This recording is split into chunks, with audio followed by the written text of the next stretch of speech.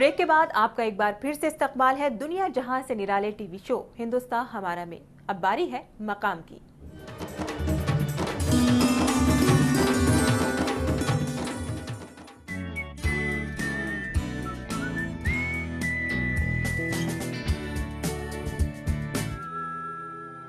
जब हौसले बुलंद हो और इंसान के अंदर कुछ कर गुजरने की तमन्ना हो तो खुदा भी उसकी राह आसान करता है।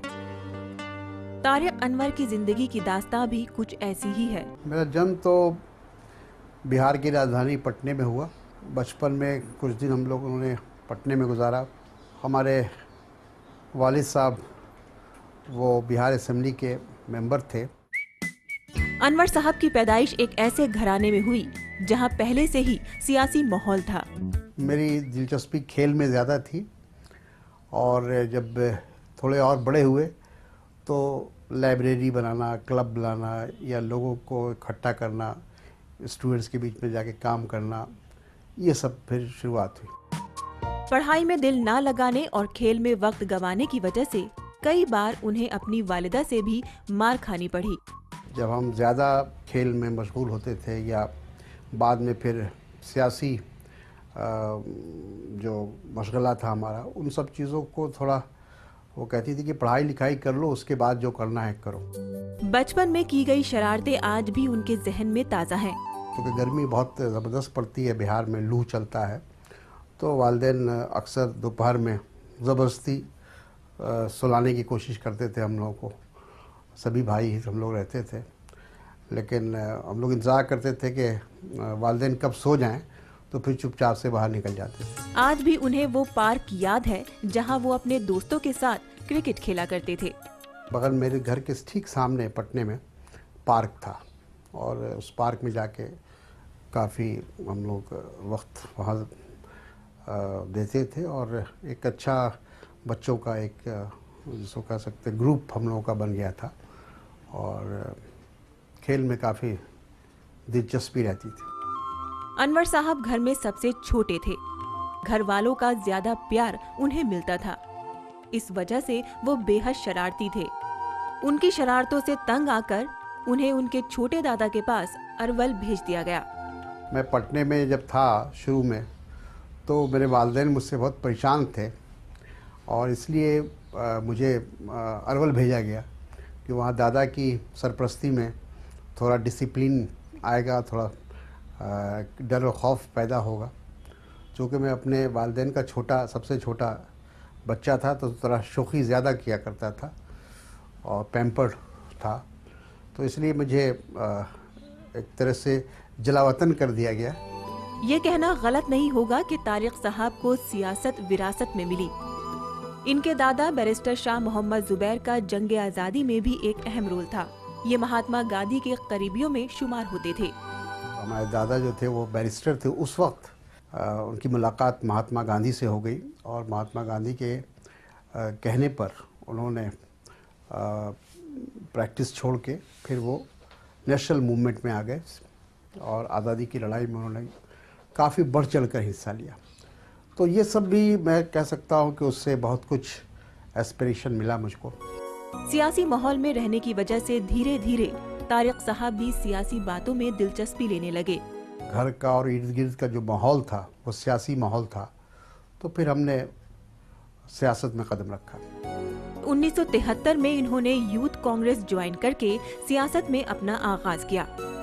यूथ कांग्रेस में तो हम आ गए थे, समझिए तो 72-73 में आ गए थे। फिर बिहार में जेपी मूवमेंट हुआ 74 में। उस मूवमेंट के ख़िलाफ़ हम लोगों ने यूथ कांग्रेस की तरफ से जो हो सकता था हम लोगों ने भी कुछ एक्टिविटीज़ किया या आंदोलन किया, जो भी हो। उसके बाद 76 में मैं बिहार यूथ कांग्रेस का प्रेसिडेंट बन गया। सियासत में ये अपना उस्ताद कांग्रेस के सीनियर लीडर सीताराम केसरी को मानते हैं और इन्हीं से उन्होंने सियासत की बारीकियां भी सीखी। उन्होंने बहुत कुछ सीखने का या सिखाने की कोशिश की और हालांकि हम कह सकते हैं कि बहुत कुछ हमने उनकी बात नहीं मानी। कहीं कहीं पर हम जज्बात में आ गए और जज्बात की रोह में बह गए, लेकिन उनका हमेशा ये कहना था कि जब कोई तूफ़ान आता है तो आदमी को झुक के उस तूफ़ान का सामना करना चाहिए, न कि उसके सामने खड़े हो जाना चाहिए। अपने सियासी सफर में ये संजय गांधी से बहुत मुतासिर थे।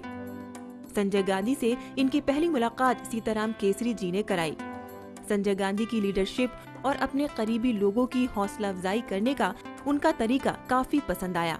संजय गांधी से भी हमारी मुलाकात सीताराम केसरी जी ने कराई थी पहली बार। वो बिहार कांग्रेस के उस वक्त प्रेसिडेंट थे और बिहार में पटने में एक ज़बरदस्त फ्लड आया था, पटना शहर में भी आया था। उस मौके पर उनको संजय गांधी जी को सीताराम केसरी जी ने लाया था और कुछ रिलीफ के सामान वगैरह बंटवाए गए थे।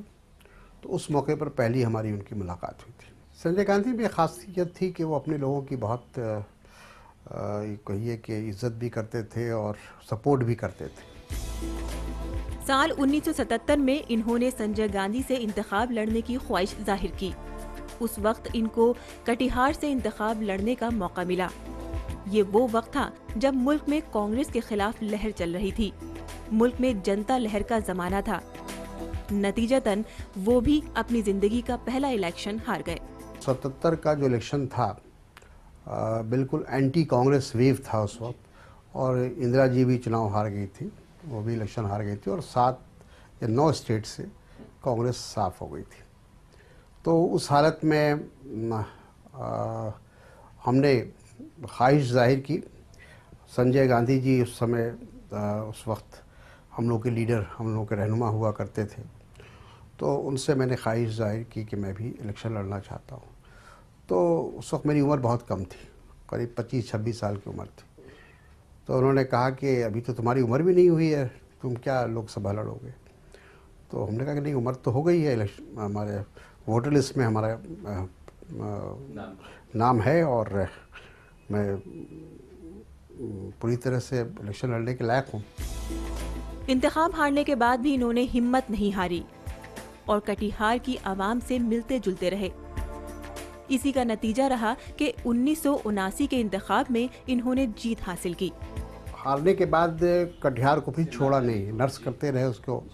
लगातार वहाँ के लोगों से, वहाँ की आवाम से अपना रिश्ता मैंने बनाया और 79 के आखिर में फिर चुनाव हुआ और मिड टर्म पोल हुआ, तो उसमें हम लोग फिर शामिल हुए और उसमें मुझे कामयाबी मिली। तारिक अनवर की सियासी जिंदगी की बुलंदियों और उनकी जाती जिंदगी के बारे में हम जानेंगे कल के एपिसोड में।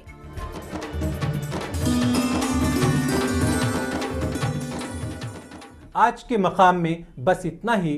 तारिक अनवर की जिंदगी की दास्तां जारी रहेगी कल के एपिसोड में। अब वक्त है एक छोटे से ब्रेक का, पर आप कहीं जाइएगा नहीं, क्योंकि ब्रेक से वापस आने के तुरंत बाद हम पेश करेंगे किरदार। वक्त की धड़कनों को यूं ही संभाल कर रखिएगा। हम लौट कर आते हैं पल दो पल में। वेडनेसडे जैसी फिल्में हिंदी सिनेमा की अगर हम बात छोड़ भी दें तो किसी भी सिनेमा के इतिहास में मील का पत्थर साबित हो सकती है।